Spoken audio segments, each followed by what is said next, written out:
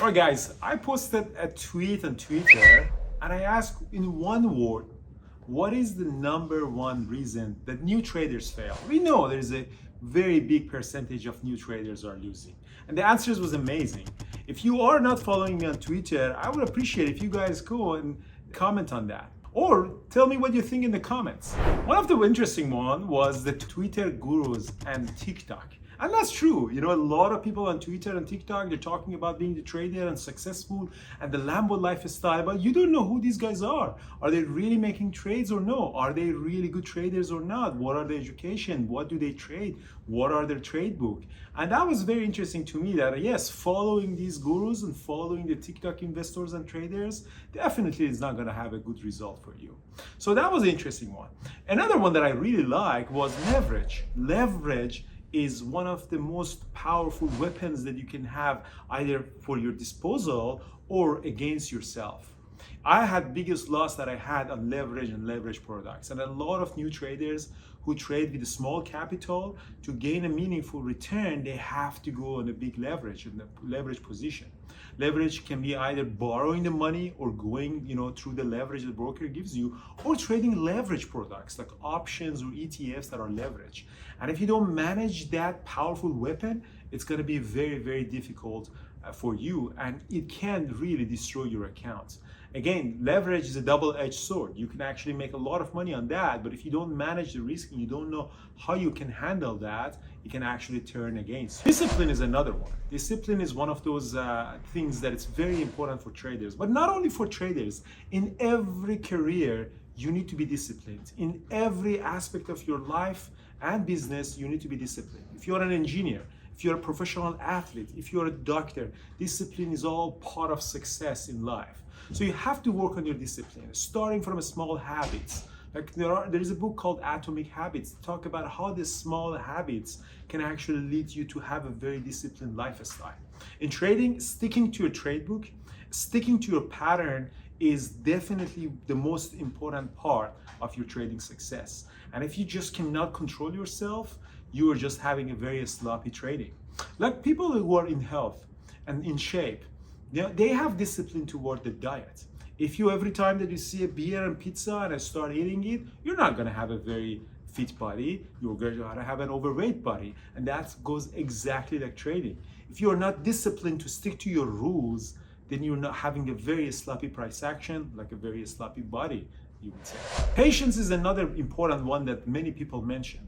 Patience is coming in two categories. The first patience is the patience in the process of learning trading. If you are in the new trader, you have to be patient through the process. Learn in a simulator and then trade the small size and slowly improve your trading.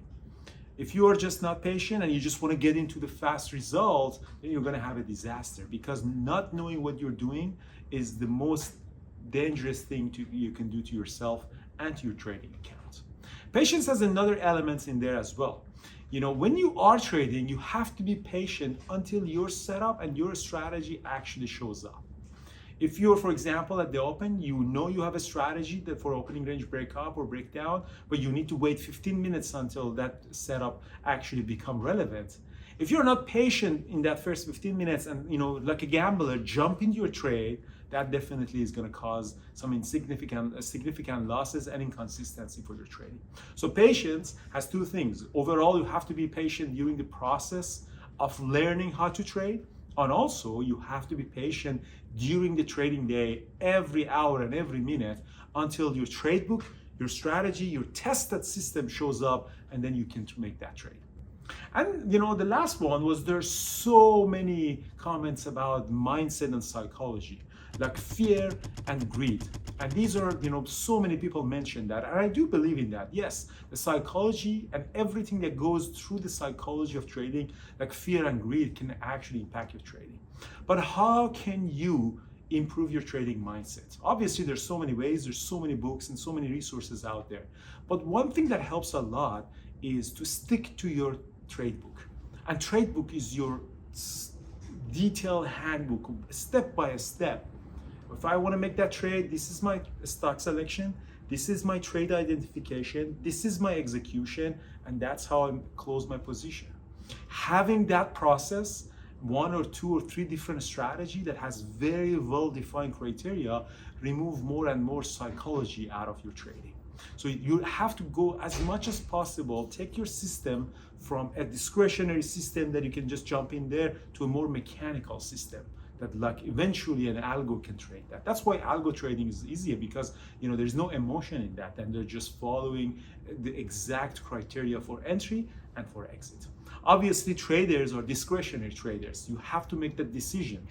But having a very closed and very detailed trade book or trade books on a couple of different strategies can actually remove the psychology or reduce the psychology from your trading. Another thing that I need to mention is that if you trade a small size and trade within your limit of your profit and loss, then the psychology would be easier. That's why I'm a big advocate of trading part-time. If you trade full-time and you need to pay bills every day and every month, then there is more psychological pressure on that. Then you become, more afraid to take trades, or you become more greedy to make all of the losses back. Therefore, trading part-time and trading on the side as a hustle is much, much easier on your mind than trading full-time. So these are the points that I could think of. There's so many great comments and discussions under my tweet. I highly recommend you guys go and read it. And if you have any suggestion or comment, you can actually leave it on the YouTube here in the comments. I would be happy to read that, answer that, and let's have a conversation here. And if you are active in Twitter, I would appreciate a follow and DM me and say who you are and if you saw this video or not, and then we can have that conversation over there as well.